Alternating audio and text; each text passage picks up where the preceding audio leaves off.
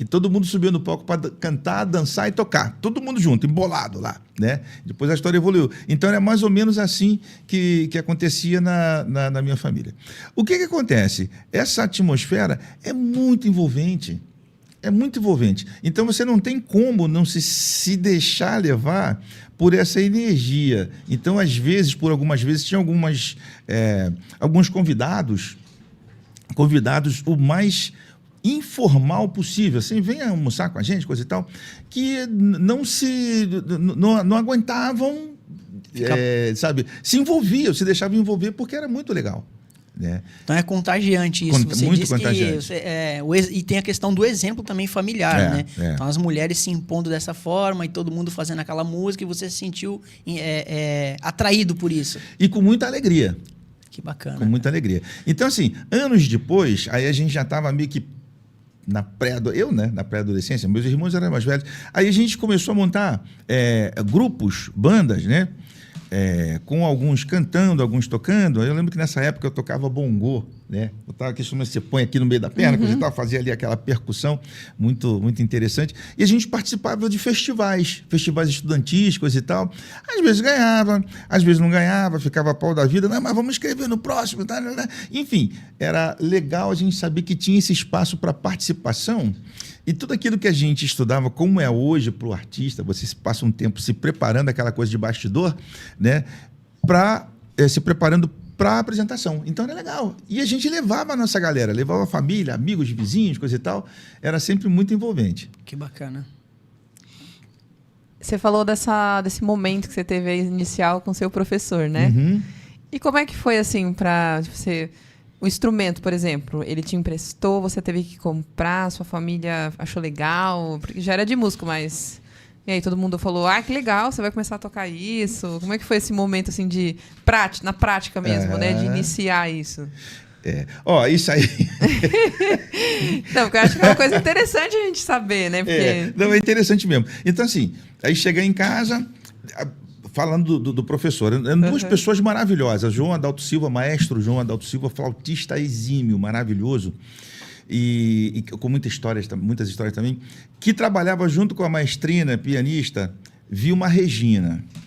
Né? Então, a Vilma Regina, professora queridíssima, ela fazia parte de teoria, leitura, escrita, coisa e tal, e o maestro, professor, amigo, querido, João Adalto Silva fazia a parte prática. Né? Então, vai fazer uma aula com a Vilma.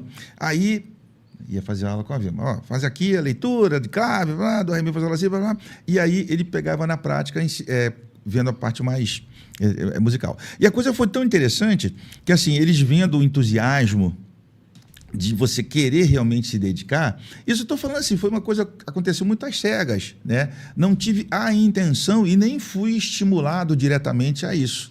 Né, aquela coisa assim, você vai estudar música, você vai tocar... Não, foi uma coisa muito natural que aconteceu. Né?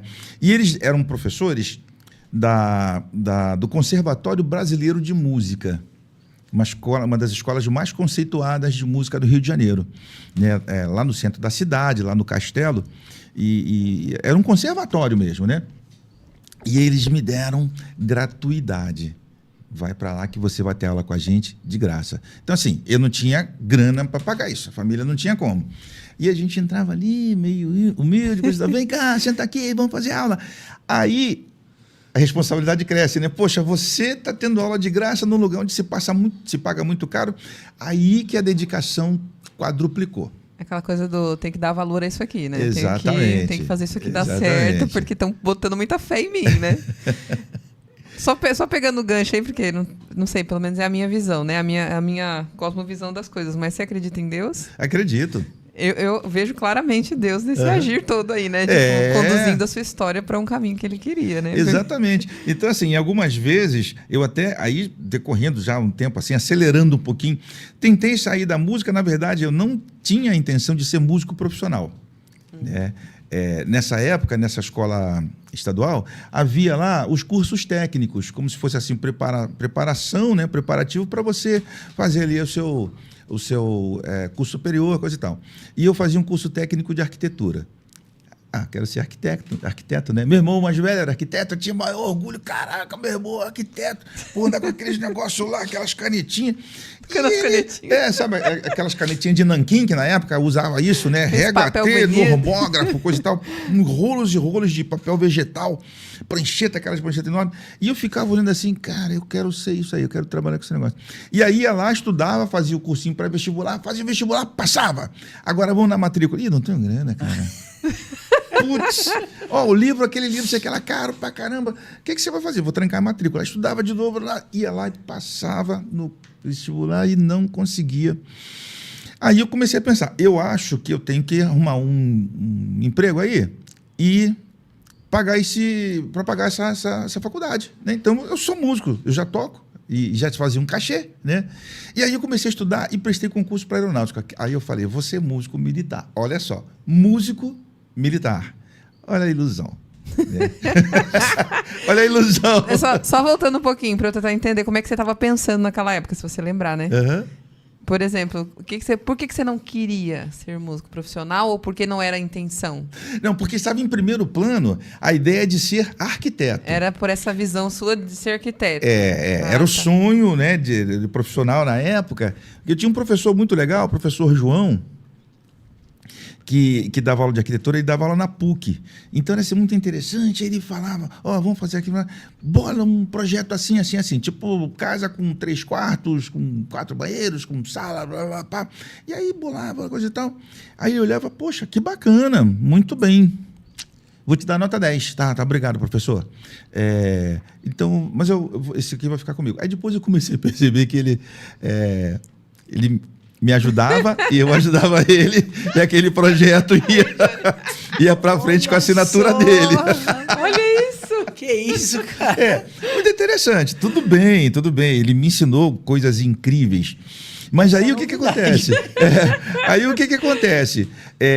Eu fui buscar uma forma, uma remuneração que eu tivesse certeza que viria, porque como músico é aquela coisa, né? Você tem um cachê bacana hoje, amanhã um cachê não tão bacana, e depois de amanhã nenhum cachê, então você tem flutua muito, você não tem uma fonte de renda segura mensal, né? E com o emprego eu poderia manter a minha faculdade ali. Perfeito. Em que momento exatamente você percebeu que a música seria, na verdade, a tua profissão, seria de onde você iria tirar o teu pão? Chegou um momento que você falou assim, não é isso, eu tenho que me dedicar à música, a música faz parte da minha vida, tudo que eu tentei aqui não está dando muito certo. A gente nem chegou na parte do empreendedorismo ainda, né? Mas tá próximo. Tá próximo, né? E aí, em que momento que você viu que falou, cara, não adianta eu ficar negociando e tentando outras coisas, é a música que vai pagar minhas contas, ela vai pagar meu aluguel, é com ela que eu me viro e eu tenho que me dedicar a ela. Que momento isso aconteceu? Então, aí tá bem próximo. Eu consegui fazer lá a prova, consegui um emprego federal, me tornando músico militar, só que não, mas enfim... Como é que é esse negócio de músico militar? Porque é o tem seguinte, banda, você tem, né? Tem as bandas, Tá. em todas as 3 forças, tem as corporações musicais, porque a música, ela é importante para você fazer tipo deslocamentos de tropa, Isso momentos de cerimônia, é muito Johnny. importante. Boa Execução pergunta. de hino nacional, então faz parte. Isso aí é uma coisa que a gente vai ter que voltar não sei quantos séculos aí, para chegar na história de Napoleão Bonaparte, que foi ele que colocou essa coisa de música nas tropas. Então, assim, um deslocamento de uma tropa, as tropas chegam a, sei lá, 500, 600 mil pessoas desfilando, né? Dá para a gente ver nesses desfiles aí. O desfile não é o mesmo quando você não tem música. Então a música ali da pulsação, que aí acaba impondo postura, uniformidade, cobertura, alinhamento, garbo, aquela coisa toda. Dita ritmo. Ritmo e também entusiasmo para os participantes. Né? Isso aí Napoleão colocou lá, isso aí a gente deve bastante a ele, porque realmente deu o efeito que se precisava, que era necessário. Então o que acontece? Em todo o Brasil, nos quartéis, né, vamos dizer assim, a maioria deles tem banda de música, né, que inclusive o que se chama de banda musical, né? E aí eu acabei conquistando uma vaga em uma das bandas da aeronáutica, localizado chama Base Aérea de Santos, só que fica no Guarujá. Né? Foi aí que eu me desloquei do Rio de Janeiro para São Paulo. Só que é o seguinte, a faculdade de arquitetura ainda está aí, o lance do empreendedorismo vai chegar já já,